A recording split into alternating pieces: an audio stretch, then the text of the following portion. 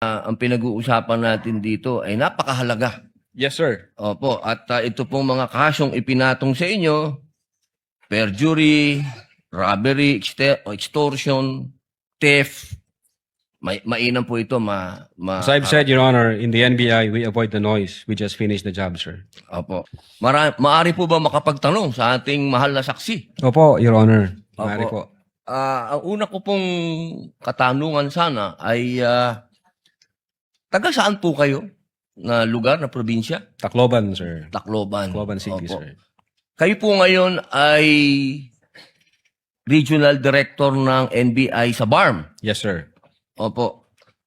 Yun po ba ay isang promosyon para sa inyo na madala sa BARM?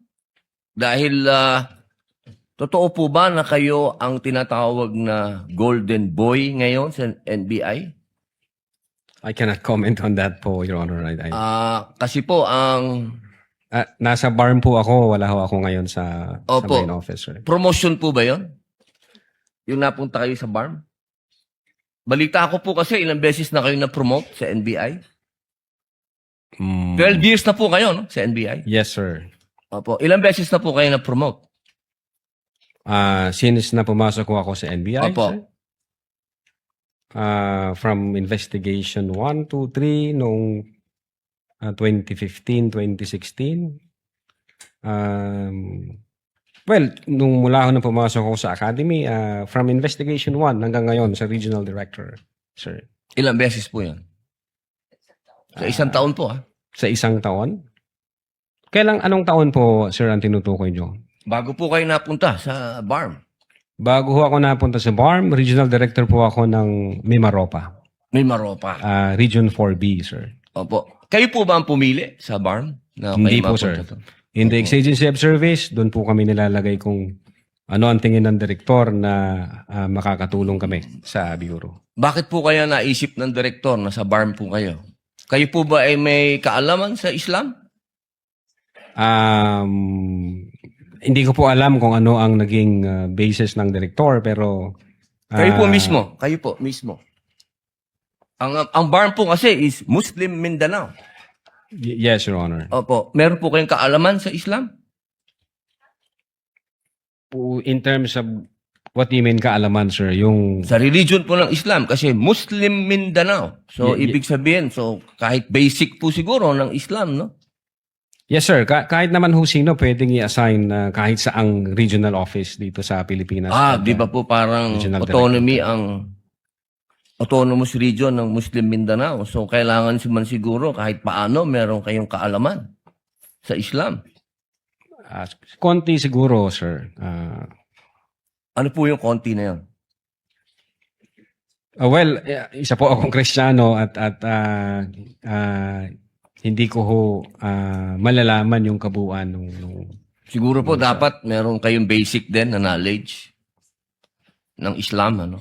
So, pangalawang tanong po, okay na po yun. Pangalawang tanong po, meron po ba kayong, sa tagal nyo po, sa NBI, 12 years, meron po ba kayong na-encounter na kaso ninyo sa NBI?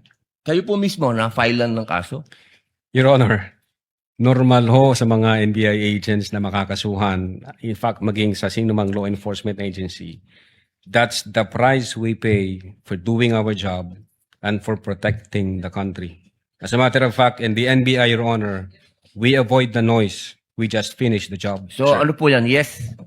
Yes po yan? Yung sagot nyo? Yes? Normal ho yan yun sa amin. So, sir. yes po. Attorney Loto, kindly answer the question. Yes, sir. Oh, yes. Ano pong, pwede po bang malaman kung ano pong mga naikaso sa inyo? Well, wala ho pa akong natanggap na official case galing sa ombudsman, pero may nakita na ho akong complaint na binigay sa akin from NBI. Hindi ko na humaalala yung sa case na yan. Pero nung chinek po namin yung case na yan, Your Honor, sabi ko doon sa mga kasama ko, tingnan nyo nga yung validity at authenticity ng case na to. Pinuntahan ho namin yung nagnotaryo. I think meron Makati po, no? Court yun. Oh. Yung Makati Court, nag-issue ho ng certification na fake yung notary. dyan sa reklamo na yan. So sabi ko, huwag nyo nang pansinin, marami tayong trabaho. Kung fake yung notaryo na yan, mere scrap of paper yan. Huwag na nating pansinin. Although, nag-aantay po ako, Your Honor, na mag-notify sa akin ng OMB kasi sasagutin po namin na eto ho ang nakaalap namin, may dalawang Chinese na nagreklamo, chinek ho namin doon sa BI, yung dalawang Chinese na yan, I think, 9 months nang overstay at pinaghahanap din ng... Ano pong kaso po Bureau of yung Immigration. ipinatong sa inyo? Anong kaso? Hindi ko maalala, Your Honor. Meron ho, may mga kaso ho doon na nakalagay. Pero again, sabi Wala ko po nga, kayong isa kahit maalala na ipinatong sa inyo? if I'm not mistaken, arbitrary detention, may ganun ba? May unlawful arrest? Wala ho sa akin ang record kasi nga, sabi ko nga, nung makita namin na fake yung notary, hindi na ho namin binigyan ng pansin, Your Honor. Kasi napakakapal po nitong hawak ko. Wala akong problema, Your Honor. Sasagutin po kakapal. namin yan. Apo. Sasagutin ko Hindi po niyo yan. pa po nasagot magmula noong February 29 Kasi wala pa hong official notice galing sa kung anong ahensya. na nakarating po sa inyo. Wala pa. Wala pa ho. Ang nakuha ko lang, yung kopya niyan, siguro may nagpadala sa akin.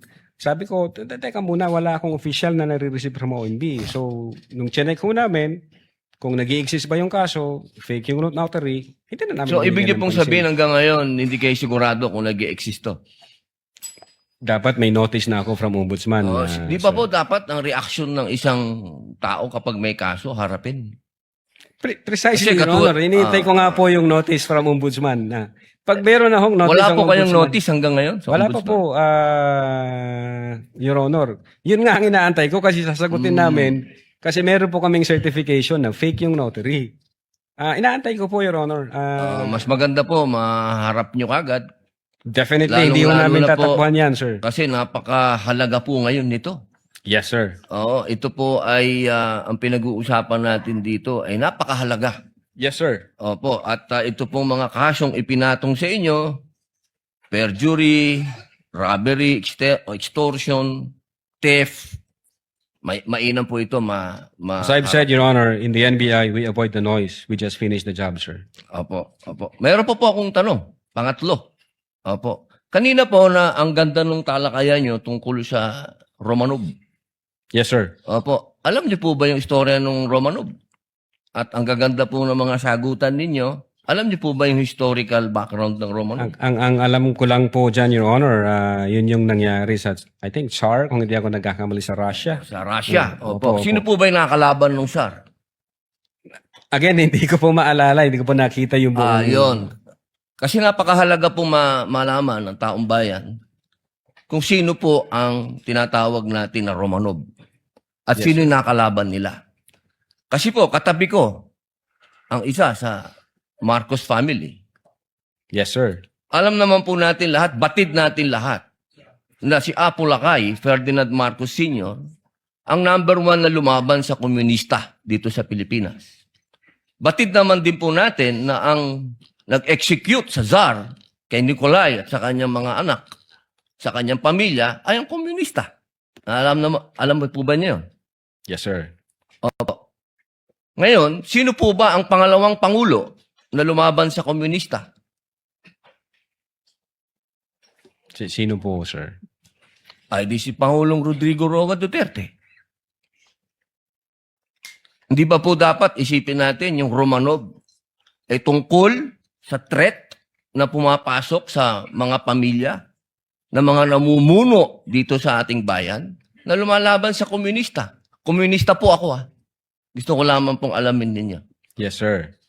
Well, insofar as the investigation on the issue of whether or not may Romanov or operation of Romanov, ang sabi ko po kanina, nasa intelligence service po namin yan. At I think ang makakasagot po niyan, Your Honor, yung director po namin. Opo, kasi nabanggit nyo kanina sa usapan po ninyo si Baste. Yun Na po yung... sinasabi nyo po kasi kanina sa usapan po ninyo, sa napakagandang usapan, na yung Romanov, hindi na ipapaliwanag kasi kung ano ba yung ugat nun. Napakahalaga po na alam natin yung ugat. Si Presidente Marcos Sr.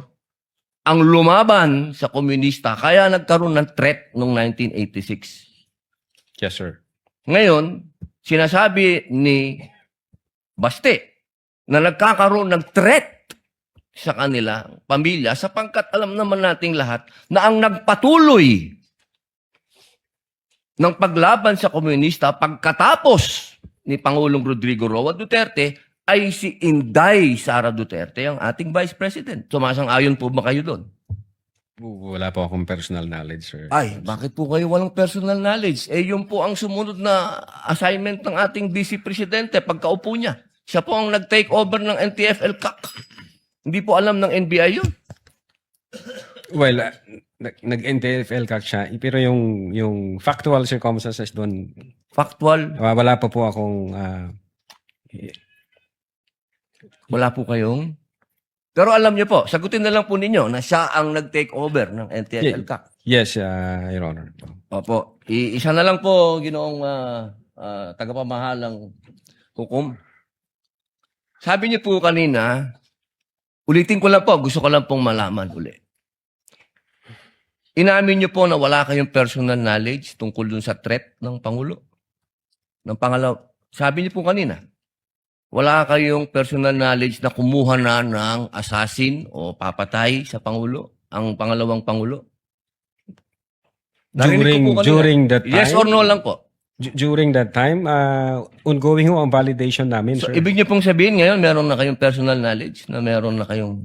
Hindi po, ongoing po ang validation. At sabi ko nga po, ang makakasagot po niyan, yung intelligence service namin at ang director po namin, sir. So, hanggang ngayon po, wala pa kayong personal knowledge. In so far as the Cybercrime Division is concerned back then, Hindi po, ongoing ngayon po. ho yung Yes or no po? validation. Ngayon po, sir. Mahal naming saksi. Ngayon po. Kung ako tatanungin, wala pa po akong idea, pero baka meron ang intelligence service o ang director po namin. Attorney Lato, kindly answer the question directly. It's answerable by yes or no. And I think Yes, sir. you know the answer. Opo. Well, ako personally, wala pa po, sir. Okay. Yun lang po. Maraming salamat po, Thank mahal you. na saksi. Thank you, sir.